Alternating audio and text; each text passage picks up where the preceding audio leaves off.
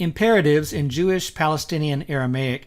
This episode takes its inspiration from Genesis 1:22, the previous episode, where we saw these three all imperative masculine plural verbs in series. Now these somewhat reflect the same situation in onkelos, but I'm going to use red here on final vavs to show something. You'll notice in neophiti, the first imperative ends in a vav, but the second and third, unlike onkelos, end in noon. Why is that?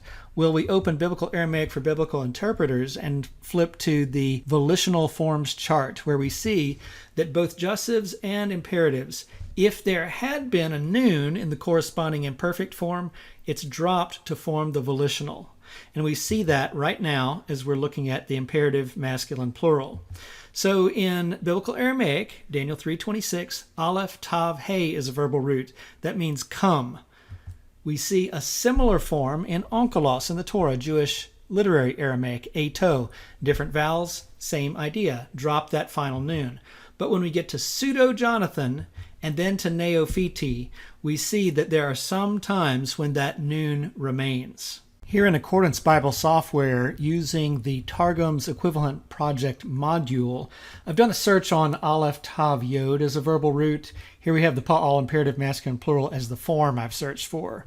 Now looking at Genesis 37:27, we see it starts with that command, and neophiti and pseudo-Jonathan actually also end with a vav if you take a look at that. But look at this. Manuscript D and E end with the noon. What's going on there? These are manuscripts of the Palestinian Targum to the Pentateuch found in the Cairo Geniza. So it's interesting, with manuscript D here, we actually have a vocalized Palestinian Targum. So let's take a look at an image of that text. Now here we take a look at Michael Klein's Geniza manuscripts of Palestinian Targum to the Pentateuch, and we see that form with the vocalization, and of course the final noon. So let's go back to Genesis 1:22 and continue reading in Targum Neophiti.